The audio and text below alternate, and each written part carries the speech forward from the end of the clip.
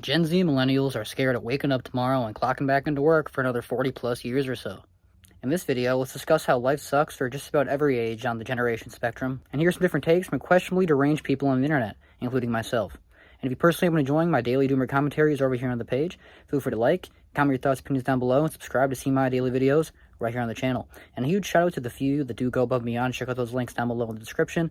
Those are some of the best ways to support me and the content right here. Now, let's begin this shit show.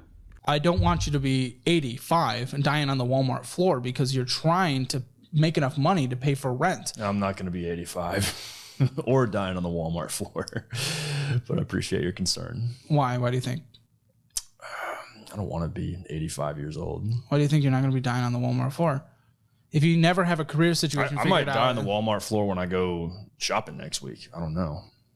Okay. The point is that you'll be working a job just trying to make it in order to pay rent. Right. When you're in your elder years because you didn't have enough saved for retirement. So 20% minimum of what you're making on average, or what comes in on a monthly basis, is going towards retirement.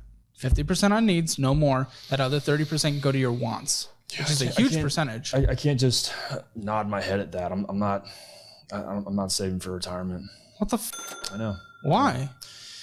Why possibly? I don't want to be over 65. I don't give a shit. What about the fact, are you ever going to have kids? No. Okay. Well, at least you don't have to be responsible for them.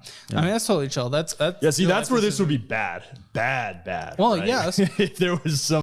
Ironically enough, if you ask the majority of Americans, especially young adults in America, about retirement, they would claim that they're really not all too worried about that because they're probably not even going to live that long. Now, despite America being one of the top-tier first-world countries in terms of medical care, so many Americans would much rather pass away on their bathroom floor, rather than call the paramedics that would probably be there within 10 minutes, despite any city they're in, due to facing further debt. From a hospital bill or a possible ambulance ride or a guaranteed ambulance ride, if one doesn't have great insurance, which even insurance does everything in their power in this country to avoid paying out.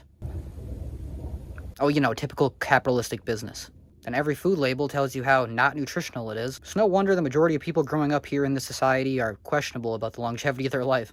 Anyways, what do you personally think about retirement and life expectancy? Apparently here in the USA, or in the year 2025, which is right now in the making when I'm recording this video, the average age is about 78. That's how long most people live here, I guess. So maybe if this study isn't completely propaganda like the majority of them are, some people, including myself, maybe want to start thinking about retirement and our game plan. You know what's a scam? Retirement. When I tell y'all I want my money now, give me my money now. People that work in government or the school system, or even just regular people that have to give the Social Security, that's supposed to be a, partial retirement, you're not going to see that money. One, the dollar is backed by nothing, so the value is continuing to plummet. Two, there's going to be a currency change, and it's definitely going to happen before I retire.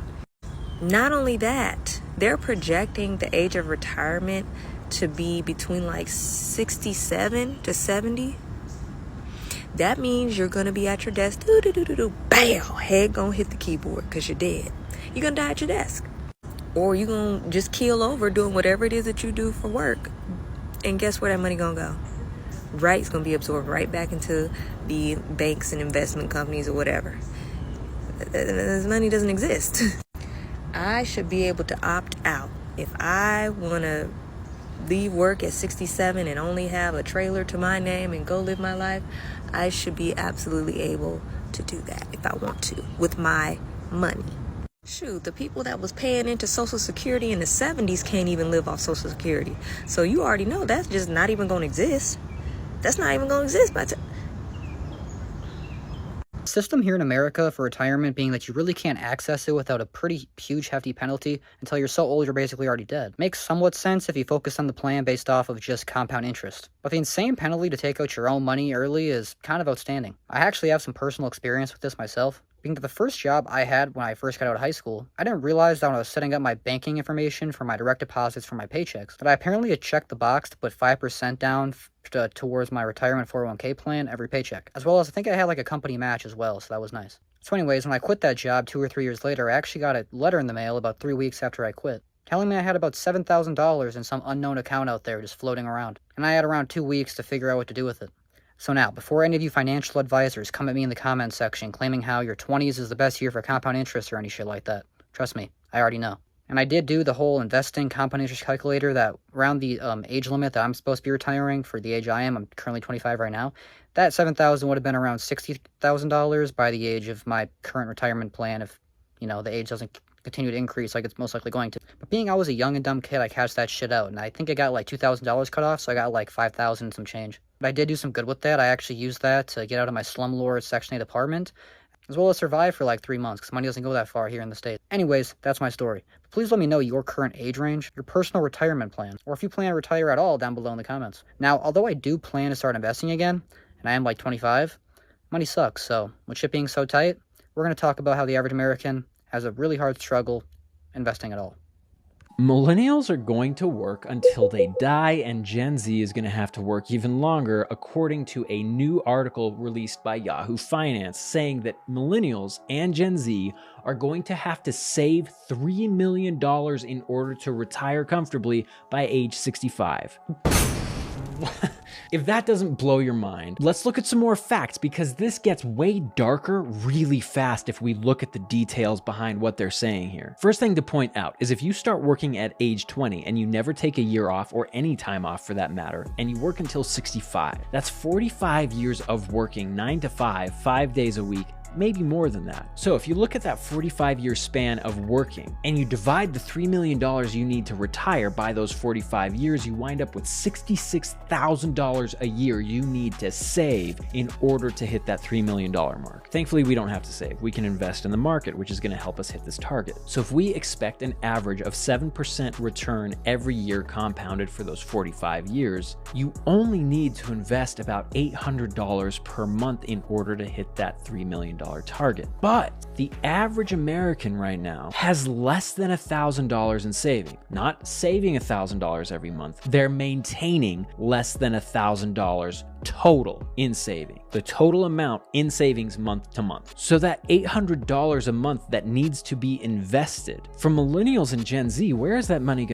Now, the average person here within the States, no matter what age they are, most likely went to a public school or dropped out altogether. So you could say that the majority of people you run into in public probably don't have a great understanding of math or physics or finances, and got thrusted straight into adulthood, the workforce, and survival.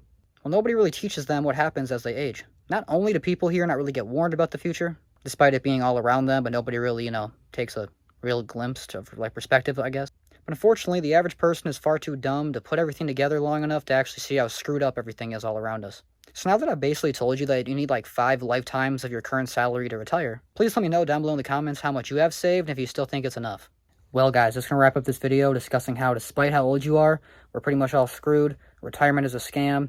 And if you have any tips or tricks, I think everybody could use some advice, because nobody has any, I don't think, for themselves. So feel free to leave all that down below in the comments. A huge shout out to everybody who keeps going above and beyond and checking all those links down below in the description. Those are some of the best ways to support me and the content around here. And a huge shout out to all of you who continue to, check out these daily doomer commentaries, and I plan to continue pumping them out. I did take yesterday off. It was finally payday, so I got a bunch of different errands done. And I plan to, kind of like enjoy this weekend, but I also plan to double down and continue working on these daily videos. So expect a lot of content here in the near future. So hope you enjoy. Feel free to like, comment, subscribe. And also my daily evening live streams. I'll be live in the evening here today, usually around the time of like 3 to 5 p.m. Central Time, but sometimes it's later depending on what's going on. Either way, I really do appreciate you. Hope you enjoyed. Thanks for watching. Hope to see you in the next one.